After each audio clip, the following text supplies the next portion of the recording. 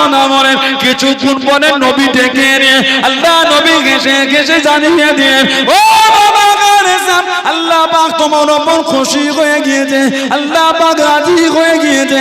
আমি নবী গতকাল স্বপ্নের মধ্যে দেখতে পেলাম, আমি নবী খবরের মধ্যে দেখতে পেলাম, আমি নবী জানো আল্লাহ পাকের জান্নাতের মধ্যে ঘুরি, আল্লাহ পাকের বেহেশতের মধ্যে ঘুরি। ও বাবা গারেসা আল্লাহ পাকের জান্নাতে কত সুন্দর গলা দে, কত মধুর গলা দে, আল্লাহ পাকের কোরআন শরীফ তেলাওয়াত করা করতে লেগেছে। আমি নবী আমার কানে আসে, আমি নবী আমার কানে আসে।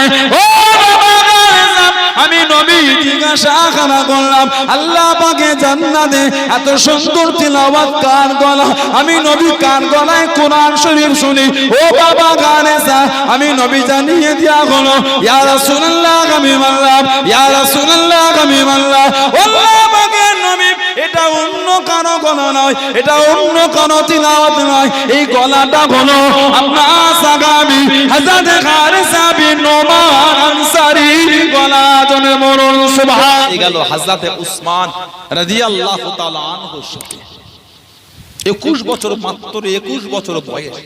ইসলামের দ্বিতীয় হিজরিতে একটা যুদ্ধ হয়েছিল, বদরের যুদ্ধ। বদর সাহাবাদের সংখ্যা ছিল 313, কাফেরদের সংখ্যা 1000-এর বেশি। কিতাব এসেছে এই 313 জনের মধ্যে কিছু জনকে দরকার হলো, নবী আবার মদিনা শরীফে পাঠিয়ে দিলেন। রমজান শরীফে হয়েছিল 17ই রমজান দ্বিতীয় হিজরি বদর। আল্লাহ রাসূলের মেয়ে হযরতে রুকাইয়া রাদিয়াল্লাহু তাআলা আনহা 21 বছর বয়স, দ্বিতীয় হিজরি, পেটে বাচ্চা ছিল, হামেলা অবস্থায় উনি ইন্তেকাল হয়ে গেলেন। উসমান ইবনে আফফান বদরের যুদ্ধে ছিলেন না, স্ত্রী অসুস্থ বলে উনি যেতে পারেন না। নবী বললেন থাক, তুমি আমার রুকাইয়ার কাছে থেকো, তুমি এসো। নবী পাক মানা করলেন। আল্লাহ রাসূল আরেক মেয়ের সাথে বিয়ে দিয়ে দিলেন, হযরতে উম্মে কুলসুম। হযরতে উম্মে কুলসুম রাদিয়াল্লাহু তাআলা। হযরত রুকাইয়া রাদিয়াল্লাহু তাআলা আনহার একটাই ছেলে ছিল, অল্প বয়সে উনি ইন্তেকাল হয়ে গেলেন। হযরত উম্মে কুলসুমের কোনো ছেলে মেয়ে ছিল না রাদিয়াল্লাহু তাআলা আনহা। নবী পাকের ওফাত শরীফের 1 বছর আগে 9 হিজরি, 25 থেকে 27 বছর বয়স, কম বেশি, উনিও ইন্তেকাল হয়ে গেলেন। ইন্না লিল্লাহি ওয়া ইন্না ইলাইহি রাজিউন। আল্লাহর রাসূল বলেছিলেন আল্লাহ পাক আমি নবীকে যদি আরো মেয়ে দিত, আমি নবী আমার উসমানের সাথেই বিয়ে দিয়ে দিতাম। জোরে বলুন না সুবহানাল্লাহ। কোন রিওয়ায়াতে এসেছে আল্লাহর রাসূল বলেছেন আল্লাহ যদি আমাকে 40টা মেয়ে দিত, আমি নবী এই 40টা মেয়ের সাথে আমার উসমানের সাথেই বিয়ে দিতাম। জোরে বলবেন না, আমি নবী আমার মেয়ের সাথে বিয়ে দিতাম। আল্লাহ পাক যদি তাকে ডেকে নিতেন, পরেরটার সাথে আবার দিতাম। তাকেও যদি আল্লাহ ডাকতেন, পরেরটার সাথে আবার দিতাম। তাকেও যদি আল্লাহ ডেকে নিতেন, পরেরটার সাথে আবার দিতাম। এই করে যদি আল্লাহ 39 জনকে ডেকে নিতেন, আমি নবী 40 নম্বরের সাথে আমি নবী আমার উসমানের সাথেই বিয়ে দিয়ে দিতাম। জোরে বলবেন না, আর জোরে বলা যাবে না। সেই হযরত উসমান রাদিয়াল্লাহু তাআলা ইসলাম জাহানের তৃতীয় খলিফা। হিজরাতের কিছুদিন আগে আবু বকর সিদ্দিক চিন্তিত হয়ে গেলেন, আমি তো চলে যাব, হিজরাত করব। আমার এই মেয়ে আয়েশা রাদিয়াল্লাহু তাআলা আনহা, আমাদের মা উম্মাহাতুল মুমিনিন, বলুন না সুবহানাল্লাহ। কোরআনে আল্লাহ পাক জানাকে আমাদের মা বলেছেন, আল্লাহ পাক কোরআনে মা বলেছেন আন-নাবিয়ুল আওলা বিল মুমিনিনা মিন আনফুসিহিম ওয়া আযওয়াজুহু উম্মাহাতুহুম। আমার নবীর বিবিরা হচ্ছে আমাদের মা, ওয়া আযওয়াজুহু উম্মাহাতুহুম। জোরে বলবেন না, আর জোরে বলা যাবে না। নবী মুমিনের কাছে, মুমিনের নফসের থেকে উত্তম হচ্ছে আমার নবী। জোরে বলুন। ওজন্য নবীকে জানের থেকে বেশি ভালোবাসাটা ফরজ। সুবহানাল্লাহ বলবেন না, নবীকে নিজের জানের থেকে বেশি ভালোবাসতে হবে। বলেন আলহামদুলিল্লাহ। হযরতে মা আয়েশা রাদিয়াল্লাহু তাআলা আনহা, গোটা মক্কা শরীফে কাফের আর কাফের, মাত্র 40টা মুসলমান, সব কাফের। মাত্র 40টা মুসলমান চতুর্দিকে কাঁপে। সিদ্দিক আকবর চিন্তিত হয়ে গেল, এই মেয়েটাকে কার হাতে তুলে দিই? সবই তো কাঁপে, সবই তো কাঁপে। আমার নবীর নাম হলো মুহাম্মদ সাল্লাল্লাহু আলাইহি ওয়াসাল্লাম, আমার নবীর নাম মুহাম্মদ। আবু লাহাবের বউ উম্মে জামিল, উম্মুন মানে মা, জামিল জামিলুন মানে সুন্দর, সুন্দরীর মা। মক্কা শরীফে সবথেকে দেখতে সুন্দর ছিল। আমার নবীর সাথে বেয়াদবি করলো। জীবন আমার নবীকে মুহাম্মদ বলে, সারা জীবন বলেছে মুজাম্মাম। আমার নবী নাকি নিকৃষ্ট। নাউজুবিল্লাহ বলবেন না, আস্তাগফিরুল্লাহ বললেন না। আমার নবীকে সারা জীবন বলেছে মুজাম্মাম। তাব্বাল্লাকা ইয়া মুহাম্মদ, নাউজুবিল্লাহ মিন যালিক। আমার নবীর উপর লানাত দিয়েছে। আল্লাহ নারাজ হয়ে গেলেন, সব কেড়ে নিলেন। আল্লাহ পাক সব ছিনিয়ে নিয়ে কোরআন নাযিল করে দিলেন, তাব্বাত ইয়াদা আবি লাহাবি ওয়া তাব। আবু লাহাবের হাত দুই ধ্বংস হোক, সে লজ্জিত হোক, সে অপমানিত। আল্লাহ পাক সব ছিনিয়ে নিলেন। এই আবু লাহাবের বউ উম্মে জামিল এখন হয়েছে কি, জঙ্গলের কাঠগুলো কুড়িয়ে লোকের বাড়ি বাড়ি বিক্রি করত। কাঠ লেবেগা, কাঠ লেবেগা, কাঠ লেবেগা, লোকের বাড়িতে কাঠ বিক্রি করত নবীর সামনে বেয়াদবি করার জন্য। কম কষ্ট নবীকে দেয় না, সব কাফের। সিদ্দিক আকবর চিন্তিত হয়ে গেল, মেয়েটাকে কার হাতে তুলে দিই? সবই তো কাফের। হযরত ওমর ফারুকের কাছে চলে গেলেন। ও যুবকেরা, আল্লাহ রাসূলের সাহাবী হযরত আবু বকর সিদ্দিক রাদিয়াল্লাহু তাআলা আনহু হযরত ওমর ফারুকের কাছে গেলেন। আসসালামু আলাইকুম। হযরত ওমর রাদিয়াল্লাহু তাআলা আনহু সালামে জবাব কানা দিলেন। ও হযরত ওমর রাদিয়াল্লাহু তাআলা আনহু, চতুর্দিকে কাফের, চতুর্দিকে বেঈমান, চতুর্দিকে কাফের, চতুর্দিকে বেঈমান, মাত্র 47 জন মুসলমান। কার হাতে মেয়েটাকে তুলে দিই? কার সাথে মেয়েটা বিয়ে দিয়ে দিই? ও হযরত ওমর রাদিয়াল্লাহু তাআলা আনহু, আপনি আমার আয়েশাকে বিয়ে করেন, আপনি আমার আয়েশাকে নিকাহ করেন, আপনি আমার আয়েশাকে বিয়ে করেন। ও যুবকেরা, ও আমার মুরব্বি বাপ জানেরা, হযরত ওমর রাদিয়াল্লাহু তাআলা আনহু জবাব দিয়ে দিলেন। ও হযরত আবু বকর রাদিয়াল্লাহু তাআলা আনহু, আমি আপনার আয়েশাকে বিয়ে করব না, আমি আপনার আয়েশাকে নিকাহ করব না। অন্য কারোর কাছে যান, অন্য কাউকে গিয়ে বলেন আমি ওমর বিয়ে করব না, আমি ওমর নিকাহ করব না। আল্লাহ রাসূল জবাব দেন, ইসলাম জানের তৃতীয় খলিফা হযরত উসমানের কাছে গেলেন। ও হযরত উসমান রাদিয়াল্লাহু তাআলা আনহু, চতুর্দিকে কাফের, চতুর্দিকে বেঈমান, মাত্র 47 জন মুসলমান। কার হাতে মেয়েটাকে তুলে দিই? কার সাথে মেয়েটা বিয়ে দিয়ে দিই? ও হযরত উসমান রাদিয়াল্লাহু তাআলা আনহু, আপনি আমার আয়েশাকে বিয়ে করেন, আপনি আমার আয়েশাকে নিকাহ করেন। ও যুবকেরা, ও আমার মুরব্বি বাপ জানেরা, আল্লাহ রাসূলের জামাদার, আল্লাহ রাসূলের সাহাবী, ইসলাম জাহানের তৃতীয় নম্বর খলিফা হযরত উসমান রাদিয়াল্লাহু তাআলা আনহু জবাব দিয়ে দিলেন। ও হযরত আবু বকর রাদিয়াল্লাহু তাআলা আনহু, আমি উসমান বিয়ে করব না, আমি উসমান নিকাহ করব না। পারলে অন্য কারোর কাছে না, আমি উসমান নিকাহ করব না। যদি পারেন অন্যকে গিয়ে বলেন আমি করব না। এবার বলে আমাদের সমাজে ছেলে মেয়ে বড় হলে মা বাপের একটু চিন্তা থাকে কি থাকে না? বলে কি মুরব্বী বাপেরা বলে কার হাতে মেয়েটাকে দিই, কার সম্মোধনে, কাদের বাড়িতে ছেলেটার বিয়ে দিই। আমাদের সমাজে কিছু কিছু আল্লাহওয়ালা ভালো উকিল আছে না? নাই। ঘটক, নামাজি, ও চাচা ছেলেটা বড় হলো, ও চাচা মেয়েটা বড় হলো, যদি একটা ভালো সন্ধান দিতে, ছেলের টাকা ইনকাম কম হোক, যেন নামাজি হয়। ছেলে টাকা ইনকাম কম হোক, যেন নামাজি হয়।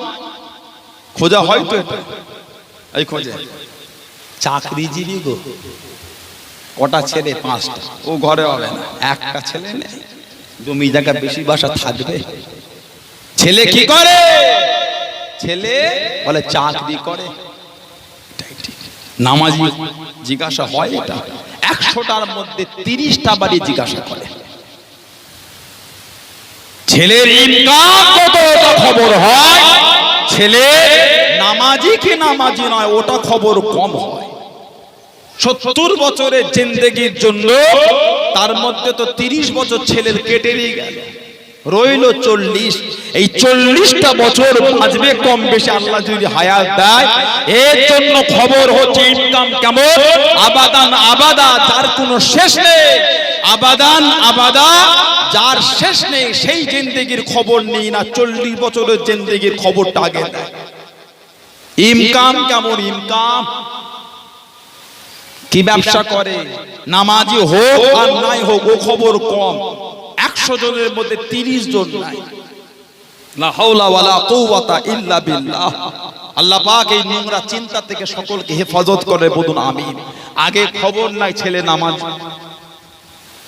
আগে খবর নাই ছেলে চরিত্রটা কেমন। টাকালে ধুয়ে খাবে, দম ফুরালে চলে গেল কবরে, কি হবে টাকা বলেন আপনি আমাকে? আমি এটা বলিনি যে টাকা লাগবে না, অবশ্যই লাগবে, কিন্তু আগে আমাদের খবর হয়ে গেল টাকা, আগে আমাদের খবর ঈমান নয়। ওজন্যই তো আমাদের উপর গজব, চতুর্দিকে গজব আর গজব। 2 বছর ধরে গজব চলছে, করোনা ভাইরাস। এটা হলো বর্তমান সময়ে সব থেকে বড় গজব। আল্লাহ রোগ নয়, রোগ হলে ওষুধ খেলে আল্লাহ শিফা দেন।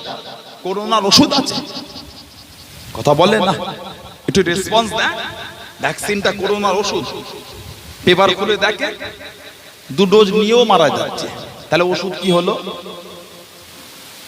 ভ্যাকসিন করোনার ওষুধ নয়, ভ্যাকসিনটা রোগ প্রতিরোধের ক্ষমতা শরীরে বাড়ায়। আমি ভ্যাকসিনটাকে হেও করছি না, অবশ্যই নিতে হবে, কিন্তু এটা ভাববেন না ভ্যাকসিনটাই করোনার ওষুধ, গজবের ওষুধ হয় না। আল্লাহর গজবে কোনো ওষুধ হয় না। টেকনোলজি এত অ্যাডভান্স হয়েছে, ডেভেলপ করেছে। ভূমিকম্প আটকে দেখাতে বলে, টেকনোলজি এত অ্যাডভান্স, এত ডেভেলপ। ঝড় আটকাতে বলেন তো, ওটা আল্লাহর গজব। ঝড় তুফান আল্লাহর গজব আটকাতে বলে, সবই তো করে ফেলে। মানুষ চাঁদে যাচ্ছে, বাকি আর কি রইল? চাঁদে ঘর তৈরি হচ্ছে, মানুষ থাকবে, বাকি আর কিছু রেখেছে? এটা হ্যাঁ দেন, বাকি কিছু রেখেছে? চাঁদে ঘর হয়, মানুষ থাকবে, বলেন তো এই বাতাসটাকে রুকার জন্য কিছু বার করতে? আমাদের এই গোবিন্দপুরের হাওয়াটাকে ঘুরিয়ে একটুখানি দেগঙ্গায় পাঠাতে বলেন তো, দেখি কেমন টেকনোলজি অ্যাডভান্স। যেখানে আমাদের মেহনত শেষ হচ্ছে, জানবেন তারপর থেকে আল্লাহর কুদরত শুরু হচ্ছে। জোরে বলে, আর জোরে বলা যাবে না। আমাদের ক্ষমতা যেটা আল্লাহ দিয়েছে, সমুদ্রে ছুঁচ ডুবালে তুললে যে পানিটা গায়ে লেগে থাকে, ওই ক্ষমতাটা আল্লাহ আমাদের দেয়নি, তাতেই আমরা এত লাফালাফি।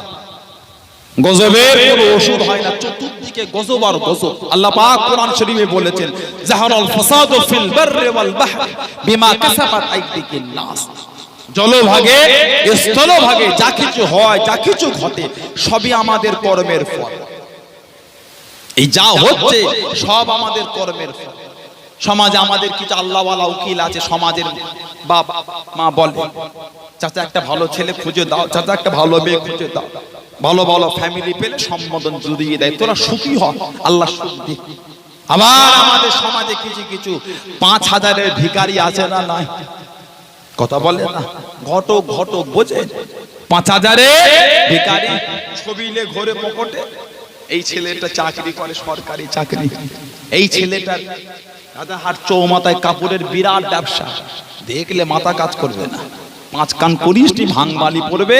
এক কাজ কর, চুপি চুপি বিয়েটা সেরে এলে পরে খানা করবি, বেশি 5 কান করিস নি। মেয়ের বাপ দেখছে, বহুদিন খুঁজে খুঁজে একটা পেয়েছি মোটা অঙ্কের, গোপনে গোপনে রেজিস্ট্রি হয়ে গেল। ও বাবা, বিয়ের 15 দিন 20 দিন পরে মেয়ে বাপের বাড়ি আসে আর কাঁদে। এই জামাই মারে না আব্বা, শ্বশুর শাশুড়ি জ্বালায় না আব্বা। তাহলে আব্বা তুমি বললে তোমার জামাই রাজা আর চৌমাথায় বিরাট কাপড়ের দোকান, কেন রে?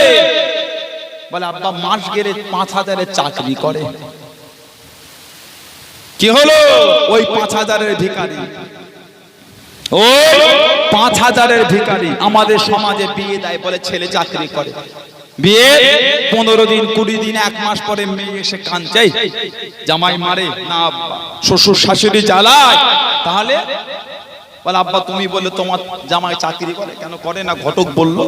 বলে আব্বা সকালে ঘুম থেকে উঠে নাস্তা করে যায়, দুপুরে উঠে গোসল করে 1 মুঠো খেয়ে আবার যায়, সে রাত 10টা 11টায় ঘরে আসে, এতক্ষণ আবার কিসের চাকরি? বলে না আব্বা ওই পাড়ার মোর মাথায় বসে বসে তাস খেলে। কি বুঝলে? সরকারি চাকরি। নাউজুবিল্লাহ বলবেন না? কে দিল? ওই 5000-এর ভিখারি। এগুলো আমাদের সমাজে হয় না একটু বলে একটু হ্যাঁ দেন। আবার আমাদের সমাজে ছেলের বাড়ি থেকে গুছিয়ে মেয়ে দেখতে যায়, এই এলাকায় আছে আপনাদের? আমার আলোচনা অসুবিধা হয় আপনাদের? বুঝতে অসুবিধা হচ্ছে? সমাজে নেই, মেয়ে দেখতে যায় না, পুরো 2টো গাড়ি ভর্তি করে গেছে, ছেলের বাপ, ছেলের চাচা, ছেলের ভাই, ছেলের দুলা ভাই, ছেলের অমুক ভাগনা সব গেছে। গিয়ে মেয়ের বাড়ি খাওয়া দাওয়া ভালোই হলো, যাবে মেয়েটাকে আনো, একটা চেয়ার দিয়ে মেয়েটা ঘুমটা দিয়ে এসে বসে, হয় না? এবার কি বলে, মা একটু হাঁটো তো। ওটা হারাম, শরিয়াতে ওটা হারাম। কেন? হাঁটানোটা হারাম নয়, ওই পরিবেশে হাঁটানোটা হারাম। বেগানা পুরুষগুলো আছে, তাদের সামনে ওই মেয়েটাকে তুমি ওইভাবে হাঁটতে বললে কেন?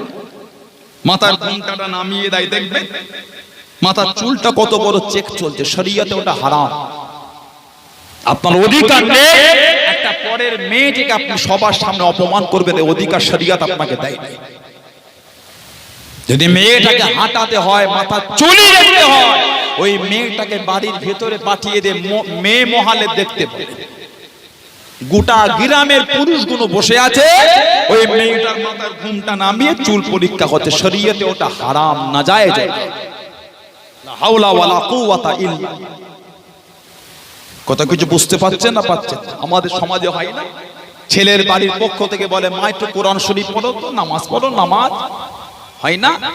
আচ্ছা বলেন তো দেখি, আপনাদের এলাকায় কোনোদিন হয়েছে মেয়ের বাড়ি থেকে গিয়ে ছেলেকে জিজ্ঞাসা করে যে বাপ একটু কোরআন শরীফ পড়ো তো? কেন? ও নামাজ খালি মেয়েগুলোই পড়বে, ছেলেদের নামাজ নেই? কথা বলে না। দেখবে মা একটু কোরআন শরীফ পড়ো তো মা, মেয়েগুলো পড়ে, ছেলেগুলোকে জিজ্ঞাসা করবেন না আপনার মেয়েটাকে কার হাতে দিচ্ছে, সে কোরআন শরীফ জানে কি জানে না দেখবেন না?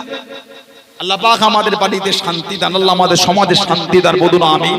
জোরে বলবেন না আল্লাহুম্মা আমিন। আমাদের সমাজে কিছু 5000-এর ভিখারি আছে, মিথ্যা মিথ্যা সম্বোধন জুড়িয়ে দেয়, শরীয়তে ওটা হচ্ছে হারাম। তোমার জন্য আল্লাহ আযাবান শরীর, কঠিন আযাব আল্লাহ রেখে দিয়েছে, বলুন নাউযুবিল্লাহ। আল্লাহ পাক এই ফিতনা থেকে আল্লাহ আমাদের বাড়ির ভাই বোনগুলোকে হেফাজত করে, বলুন আমিন। জোরে বলেন আল্লাহুম্মা আমিন। চিন্তিত হয়ে গেলে কার হাতে মেয়েটাকে তুলে দিই, সবই তো কাফের, সবই তো কাফের। গভীর রাত্রিরে ঘুমিয়ে আছেন, গভীর রাত্রিরে কে যেন বলে হযরত আবু বকর মেয়ের জন্য আর কারোর কাছে যাবেন না, আগামীকাল সকালে আল্লাহর নবীর দরবারে গিয়ে এই সম্বোধনটা আল্লাহর রাসূলকে গিয়ে দেবেন। জোরে বলেন, আর জোরে বলা যাবে না? আল্লাহ নবী হুজুরা শরীফে আছেন, ও যুবকেরা, ও আমার মুরব্বি বাবানেরা, আল্লাহ নবী বাড়িতে তাশরীফ খানা রেখে দেন, আল্লাহ রাসূলের বাড়িতে গভীর রাত্রিরে হযরত জিবরাইল আলাইহিস সালাম আসসালামু আলাইকা ইয়া রাসূলুল্লাহ হাবিবাল্লাহ, আল্লাহ নবী সালামে জবাব কেনা দিলেন, আল্লাহ নবী উত্তর কেনা দিলেন, ইয়া রাসূলুল্লাহ হাবিবাল্লাহ, ইয়া রাসূলুল্লাহ হাবিবাল্লাহ। ও যুবকেরা, আল্লাহ নবী জিজ্ঞাসা করলেন, ও হযরত জিবরাইল কি মনে করে এসেছেন, কি চিন্তা করে আমি নবী আমার কাছে এলেন? ইয়া রাসূলুল্লাহ হাবিবাল্লাহ, ইয়া রাসূলুল্লাহ হাবিবাল্লাহ, আল্লাহ পাক পাঠিয়ে দিলেন, আল্লাহ পাকের নবী আপনি একা একা থাকেন, আল্লাহ পাকের দরবারে পছন্দ হলো না। ইয়া রাসূলুল্লাহ হাবিবাল্লাহ, হুজুর আপনি কি বিয়ে করবেন? হুজুর আপনি কি নিকাহ করবেন? হুজুর আপনি কি বিয়ে করবেন? আল্লাহ নবী জিজ্ঞাসা করলেন, ও হযরত জিবরাইল আমি রাসূলুল্লাহ বিয়ে করব। আমি নবী তো কোনো মেয়ে পছন্দ করি না, আমি নবী তো কোনো মেয়ে দেখে রাখি না। এই গভীর রাত্রিরে কার বাড়ি মেয়ে দেখতে যাব? কোথায় গেলে মেয়ে পছন্দ করা হবে? কোথায় গেলে মেয়ে দেখতে পাবো? ইয়া রাসূলুল্লাহ আমি বললাম, ইয়া রাসূলুল্লাহ আমি বললাম, কারো বাড়ি যাওয়া লাগবে না, কারো বাড়ি যেতে হবে না। ইয়া রাসূলুল্লাহ আমি বললাম, এখানে বসে বসে এখনই মেয়ে দেখিয়ে দেবো। ও যুবকেরা, আম্মা জান হযরত আয়েশা সিদ্দিকা রাদিয়াল্লাহু তাআলা আনহা শরীরে ছবি গানা আল্লাহ নবীর কাছে শরীরে গোসিতে দেখালেন। জনে বলুন সুবহান, আর একটু জনে বলুন সুবহান। মায়ের ছবিটা আমার রাসূলকে দেখাচ্ছেন হুজুর। এই রাতে আবার কার বাড়ি মেয়ে দেখতে যাবেন? হুজুর এই মেয়ে পছন্দ আপনার। জোরে বলেন, আর জোরে বলা যাবে না? ঘটক হযরত জিবরাইল আলাইহিস সালাম পছন্দ করে পাঠিয়েছেন স্বয়ং আল্লাহ। জোরে বলেন, আর জোরে বলা যাবে না? হুজুর আগামীকাল সকালে আবু বকর সিদ্দিক এসে আপনার বাড়িতে বিয়ের প্রস্তাব দেবে। হুজুর আপনি না বলবেন না। জোরে বলেন, আর জোরে বলা যাবে না? সেই হযরত উসমান রাদিয়াল্লাহু তাআলা নবী পাকের দুটো মেয়েকে বিয়ে করেছিলেন। আল্লাহর রাসূল বলেছিলেন, আমার যদি আরো মেয়ে থাকতো আমি নবী আমার উসমানের সাথেই বিয়ে দিতাম। জোরে বলেন। নবী পাকের চতুর্থ নম্বর মেয়ে হযরতে ফাতেমা রাদিয়াল্লাহু তাআলা আনহা হযরতে শেরে খুদা আলী রাদিয়াল্লাহু তাআলা আনহুর সঙ্গে বিয়ে হয়ে গেল। হযরতে শেরে খুদা আলী রাদিয়াল্লাহু তাআলা আনহু বিয়ে হয়ে গেল। নবী পাকের মেয়ে ছিল চারটি। তিনজন মেয়ের মধ্যে একজন মেয়ে হযরতে উম্মে কুলসুম রাদিয়াল্লাহু তাআলা আনহার কোনো আলাউলাদ ছিল। এই দুটো মেয়ে ছিল হযরতে যায়নাব আর হযরতে রুকাইয়া রাদিয়াল্লাহু তাআলা আনহা। সব অল্প অল্প বয়সে ইন্তেকাল হয়ে গেছে। ওই জন্য তাদের আলোচনাটা কম, ভাববেন না তাদের গুরুত্ব নেই। নবীর মেয়ের আওলাদ আল্লাহ পাক তানাদের জান্নাতে আলা আলা দরজার অধিকারী করেছেন। জোরে বলুন, জোরে বলেন সুবহানাল্লাহ।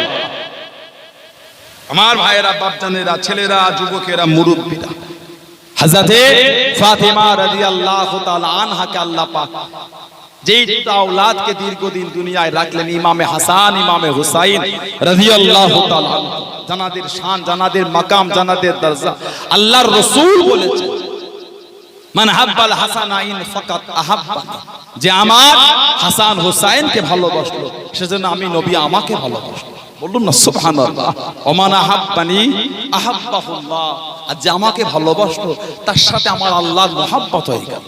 ওমান আহাব্বাহুল্লাহ আদখালাহুল জান্নাত, যার সাথে আল্লাহর মহব্বত হলো আল্লাহ পাক তার জায়গাটা দয়া জান্নাত করে দিয়েছেন। জোরে বলুন সুবহানাল্লাহ। আল্লাহর রাসূল বলেছে, মান আবগাদাহুমা আবগাদানি, যে এদের দুজনকে কষ্ট দিল নাউজুবিল্লাহ সেজন্য আমি নবী আমাকে কষ্ট দিল। ওমান আবগাদানি আবগাদাহুল্লাহ, আর যে আমাকে কষ্ট দিল নাউজুবিল্লাহ সেজন্য আল্লাহর সাথে শত্রু তৈরি করল। ওমান আবগাদাহুল্লাহ আদখালাহুন নার, আর যে আল্লাহর সঙ্গে শত্রু করলো তার জায়গাটা আল্লাহ জাহান্নাম করেছে। বলুন নাউজুবিল্লাহ।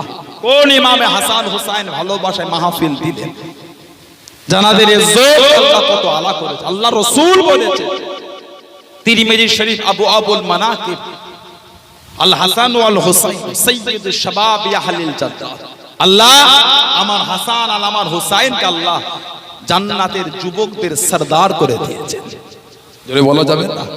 এবার আমাকে বলে, জান্নাতে তো সবাই যুবক, জান্নাতে সবাই যুবক, জান্নাতে কেউ বুড়ো থাকবে? কথা বলেন না। জান্নাতে বুড়ো হবে, তা নবী পাক তারপরও বলতে সাইয়্যিদুশ শাবাব, যুবকদের সরদার। নবী তো বলতে পারতেন সাইয়্যিদুল আহলিল জান্নাহ, জান্নাতীদের সরদার। জান্নাতে যখন সবাই যুবক, আবার যুবক শব্দটা নবী বললেন কেন? শাবাব মানে যুবক। এতগুলো ভাই আমাদের এই গোবিন্দপুর মাহফিল আছে, আজকে যদি কমিটির ভাইরা তাবরক দিবার সময় যদি বলে এই খালি যুবকদের দেবে, বাচ্চাদের দেবে না, বুড়োদেরও দেবে না, কথাটা বলার সাজবে না? সাজবে না। একদিক দিয়ে ভুল, কিন্তু বললে যুবকরা পাবে, বাচ্চারা পাবে না, বুড়োরা পাবে। শুধু যদি যুবক বস থাকতো, কমিটি যদি বলতো খালি যুবকদের দেবে, বাচ্চাদের দেবে না, বুড়োদের দেবে না, কথাটা মানাতো বলে মনে হয়। কেন? বাচ্চাও নেই, বুড়ো নেই, যুবক খালি। জান্নাতে যখন সবাই যুবক, আল্লাহর রাসূল তারপরেও বলছেন আল হাসান ওয়াল হুসাইন সাইয়্যিদু শাবাবি আহলিল জান্নাহ। হাসান হুসাইন সমস্ত জান্নাতি যুবকদের সরদার। জান্নাতে যখন সবাই যুবক, আবার নবী যুবক বললেন কেন? যে কারণ জান্নাতের সরদার আল্লাহ আমাদের নবীকে করেছে। জোরে বললেন, আর জোরে বলা যাবে না? জান্নাতে সবাইয়ের সরদার আমার নবী। ইমাম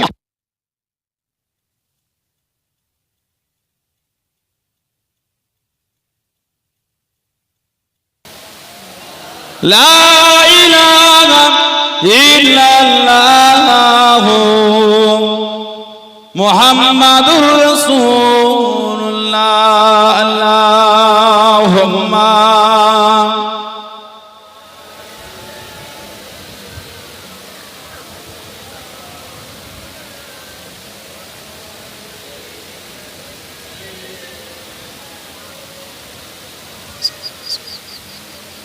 আমার ভাইরা, বাপজানেরা, ছেলেরা, যুবকেরা, মুরব্বী, ইমাম হাসান হুসাইন জান্নাতের সমস্ত মানুষের সরদার আল্লাহ করেছে। তারপরেও নবী বলেন কেন? আল্লাহ ওটা আমার নবীর জন্যই খাস করেছে। জান্নাতের সরদার হলেন নবী। জোরে বলুন, জোরে বলেন সুবহানাল্লাহ। সেই ইমাম হাসান হুসাইন সাহাবারা এত ভালোবাসতেন, সাহাবারা এতটাই মুহাব্বত করতেন। আল্লাহু আকবার।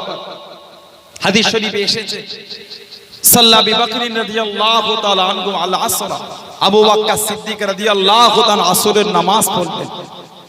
খারাজা ইয়ামশি, আসরের নামাজ পড়ে তিনি একটু বার হলেন, হাঁটতে বার হলেন।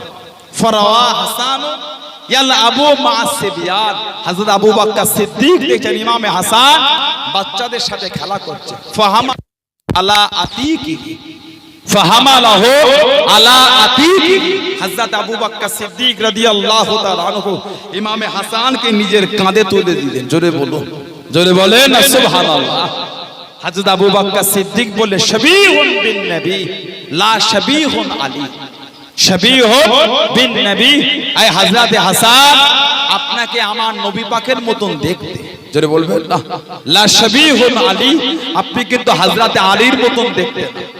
ইমামে হাসান রাদিয়াল্লাহু তাআলা আনহুকে আল্লাহ মাথা থেকে নিয়ে কোমর পর্যন্ত পুরো আমার নবী পাকের মতন দেখতে করেছিলেন। জলে বলা যাবে না, শাফিউহু বিন নবী, আপনি পুরো আল্লাহর রাসূলের মতন দেখতে। লা শাবিহুন আলী, হযরতে আলীর মতন নয়। ফাআলিহু বিয়াদহাকু, হযরতে আলী পাশ থেকে শুনে ফেলে উনি মুচকে মুচকে হাসলেন, যে বলছে যে আপনাকে আল্লাহর রাসূলের মতন দেখতে, হযরতে আলীর মতন দেখতে। না জোরে বলুন না সুবহানাল্লাহ। কোন ইমাম হাসান হোসেন হযরতে ফাতিমা রাদিয়াল্লাহু তাআলা আনহার কাছে গেলেন। আম্মা জান, সবাই আমার নানাজানকে দাওয়াত করে, আনন্দ করে, খুশি করে। আমাদেরও তো মনটা চায় আমার নানাজানকে একটু দাওয়াত করে আমাদের বাড়িতে আনতে। আম্মা, একটু নানাজানকে দাওয়াত করব। হযরতে ফাতিমা তুযহরা রাদিয়াল্লাহু তাআলা আনহা বললেন, আয় হাসান, আয় হুসাইন রাদিয়াল্লাহু তাআলা আনহুমা, আব্বা জানকে দাওয়াত করবে। আমার আব্বা তো একা আসবেন, আমার আব্বার সাথে আমার আব্বা সাহাবাগণও আসবে। তোমার আব্বা তো গরীব, আমার আব্বাকে দাওয়াত করবে, আমার আব্বাকে তোমার নানাকে খেতে কি দেবে? ইমাম হাসান হোসেন বলে ফেলে, আম্মা জান, আমার নানা জানকে খেতে না দিলেও আসবে। যদি বলুন না, বলেন আলহামদুলিল্লাহ। ইমামে হাসান হোসেন চলে গেলেন। নানা জান, আল্লাহর রাসূল এত ভালোবাসতেন ইমাম হাসান হোসেনকে। আল্লাহর রাসূল ইমাম হাসান হোসেনকে ছেলে বলেছে। আরুনি ইবনি, আল্লাহর রাসূল বলতেন, ফাতেমা, আমি নবী, আমাকে আমার ছেলেটাকে দেখাও। হাসান হোসেনকে নবী ছেলে বলতেন। বলুন না সুবহানাল্লাহ। নানা জান, কি খবর? নানা জান, আম্মা জান পাঠিয়েছে আমাদের বাড়িতে আপনার দাওয়াত। নবী পাক হেসে ফেললেন, নানা ভাই দাওয়াত তো করছো, মেহমানদারি কি হবে? খেতে কি দেবে? খেতে ইমাম হাসান হোসাইন বলে, নানা যান চলে, আমার আম্মা আপনার জন্য অনেক কিছু ব্যবস্থা করবে। নবী পাক বললেন, যাও, আগামীকাল সকালে আমি নবী তোমাদের বাড়ি যাব। জোরে বলো, জোরে বলেন না সুবহানাল্লাহ। হযরত ইমাম হাসান হোসেন বাড়ি চলে আসলেন। ও যুবকেরা, হযরত ফাতেমা রাদিয়াল্লাহু তাআলা আনহা কাছে চলে গেলেন। আম্মা জান, নানা জানকে দাওয়াত করেছি, আগামীকাল সকালে আসবে বলে দেন, আগামীকাল সকালে আসবে বলে দেন। ও যুবকেরা, হযরত ফাতেমা রাদিয়াল্লাহু তাআলা আনহা চোখ ভরা পানি লেখানে মাগরিবের আযান হয়ে গেল। মাগরিবের নামাজ পড়ে আল্লাহ পাকের দরবারে জান জাগ হয়ে গেলেন। ও রব্বি আল্লাহ পাক, আমার হাসান, আমার হুসাইন, মাসুম হাসান, মাসুম হুসাইন আব্বা জানকে দাওয়াত করে দেন। ও রব্বি আল্লাহ পাক, আমি ফাতেমার ঘরে কিছু নাই, আমি ফাতেমার বাড়িতে কিছু নাই। ও রব্বি আল্লাহ পাক, আমার বাড়ির সম্মান খানা রক্ষা করেন, আমার স্বামীর সম্মান খানা রক্ষা করেন। ঈশার আযান হয়ে গেল, ঈশার নামাজ পড়ে আল্লাহ পাকের দরবারে জান জাগ হয়ে কাঁদেন, চোখে পানি ফেলে ফেলে কাঁদেন। ও যুবকেরা, তাহাজ্জুদের নামাজ কানা পড়ে আল্লাহ পাকের দরবারে সিজদায় পড়ে গিয়ে কাঁদেন। ও রব্বি আল্লাহ পাক, আমার হাসান, আমার হুসাইন আব্বা জানকে দাওয়াত করে দে। ফাতেমার ঘরে কিছু নাই, ফাতেমার বাড়িতে কিছু নাই। ও রব্বি আল্লাহ পাক, আমার বাড়ির সম্মান খানা রক্ষা করেন, আমার বাড়ির ইজ্জত খানা রক্ষা করেন, আমার স্বামীর সম্মানটা রক্ষা করেন। আমার হাসান, আমার হুসাইন আব্বা জানকে দাওয়াত করে দে। ফাতেমার ঘরে কিছু নাই, ফাতেমার বাড়িতে কিছু নাই। ফজরের আযান হয়ে গেল, ফজরের আযান হয়ে গেল, ফজরের নামাজ পড়ে চোখ ভরা পানি নিয়ে আল্লাহ পাকে দরবারে গানে। ও রব্বি আল্লাহ পাক, আমার স্বামীর সম্মানটা রক্ষা করেন, আমার বাড়ির সম্মানটা রক্ষা করেন। ও যুবকেরা, ও আমার মুরব্বি বাবারা, বাইরে থেকে কে যেন ডাকেন। ও হযরত ফাতেমা রাদিয়াল্লাহু তাআলা আনহা, একবার এদিকে আসেন, একবার এদিকে আসেন। হযরত ফাতেমা রাদিয়াল্লাহু তাআলা আনহা টুক টুক করে চোখ ভরা পানি লাগিয়ে গেলেন। হযরত ফাতেমা কি দেখেছিলেন? হযরত জিবরাইল আলাইহিস সালাম মাথায় করে খাঞ্চা টানিয়ে দাঁড়িয়ে আছে। জোরে বলুন সুবহান, আর একটু জোরে বলুন সুবহান। ও হযরত ফাতেমা, আপনার হাসান, আপনার হুসাইন আল্লাহ নবীকে দাওয়াত কানা করে দে। হযরত হাসান হুসাইনের দাওয়াত কানা আল্লাহ পাকের দরবারে কবুল হয়ে গিয়েছে। আমার রব্বুল আলামিন আল্লাহ পাক, আমি জিবরাইলের মাথায় করে আল্লাহ পাকের জান্নাত থেকে খাবার খানা পাঠিয়ে দিয়েছে। জোরে বলুন সুবহান, আর একটু জোরে বলুন সুবহান।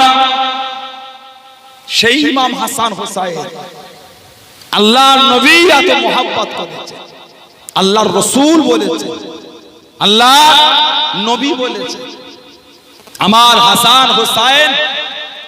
নবী পাক দুনিয়ায় হাসান হোসেনকে শুকলে সাহাবারা জিজ্ঞাসা করতেন, হুজুর কেন শোকেন? নবী পাক বলতেন, আমি নবী যখন হাসান হোসাইনকে শুকি, আমি নবী আল্লাহ পাকের জান্নাতের সুগন্ধটা আমি রাসূলুল্লাহ পেতে থাকি। জোরে বলুন সুবহানাল্লাহ।